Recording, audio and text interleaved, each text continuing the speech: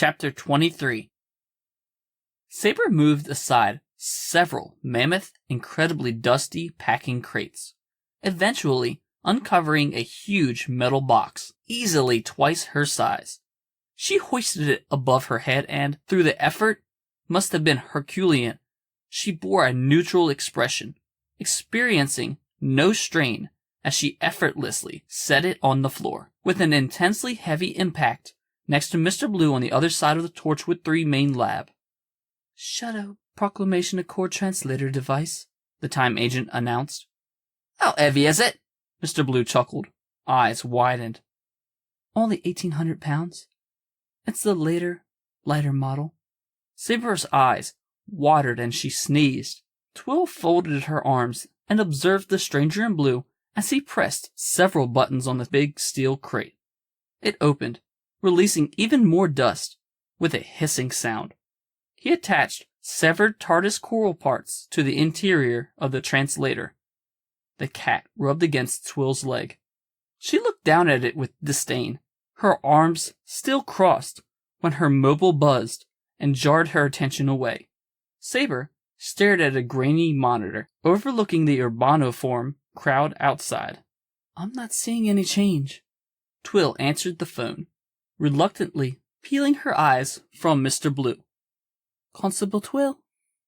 Andy Davidson was not happy as he stared at the mob of around 50 people, not including possessed pets, as they stood motionless outside of the Wales Millennium Center.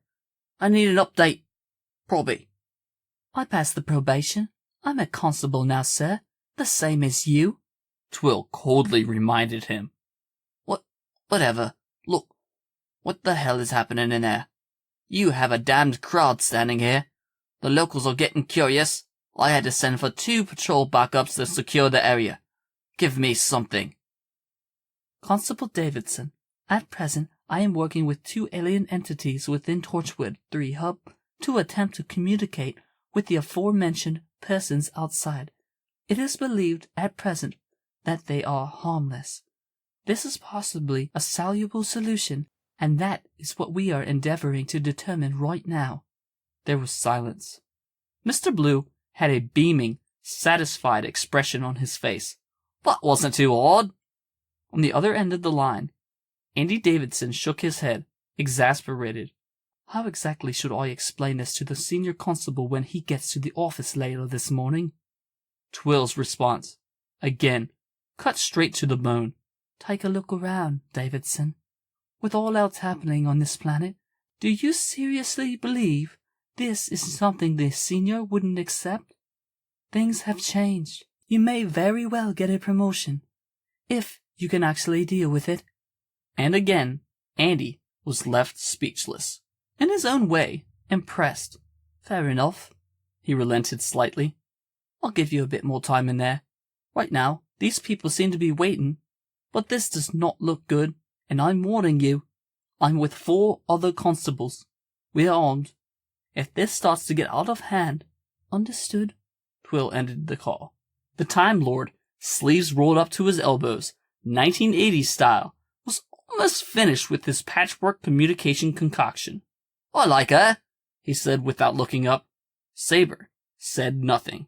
Outside, as a news chopper circled overhead, Andy Davidson was interviewed briefly by a morning beat reporter.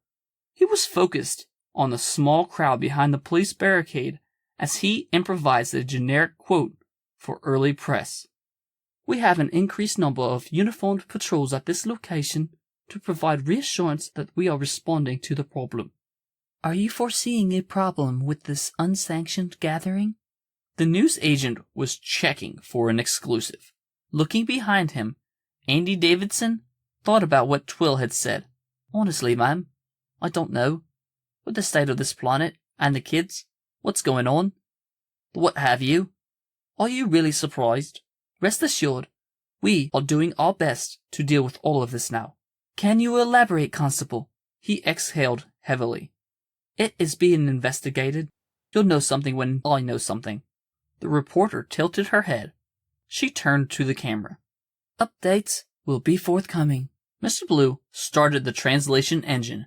The interior of Torchwood Hub was flooded with a pleasant background humming, like a low chorus. He knelt down to the cat. Pez usually does the translating for me, but she's convalescing at the moment, so let's see if this is working. Can you hear me? The cat looked up at him. It licked its paw. The Time Lord shook his head and looked back at Saber. Increase the power? Echoing waves of sound grew louder inside.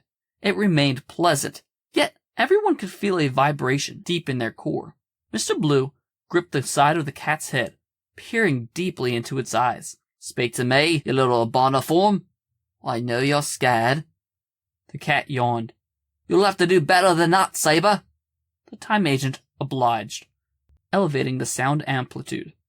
Getting dangerous now. Mr. Blue stared at the feline, urging it. Come on, I know you can hear me. The cat blinked twice. Need more. I'll give you more if you're ready to liquefy your internal organs and regenerate again. Bah, you cheeky bugger. Fine. The stranger in blue set down the cat and completely laid on the floor, on his belly in front of it. The cat stared down at him quizzically. The Time Lord gently, and ever so slowly, set one hand on the cat's head. Yeah. Shouting. I can hear you. Turn it down. The cat was suddenly yelling. The sound was eerie. The voices of old women, young men, giggling children, moms, granddads, all at once. Mr. Blue jumped up. His hand was smoking. Right, just crank up the old psychic, empathic leg. He patted the smoke away, blowing on his hand. Like so. The Time Lord smoothed his cobalt tie. First things first, then. Who are you, little one? The cat wandered in a circle, before responding in the creepy voice of unison. I are Sprawl.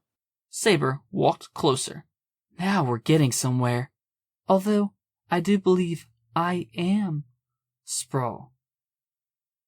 We am Sprawl, the cat replied. Close enough. The stranger in the blue suit laughed. Then, he jumped up and down 3 times. Ha!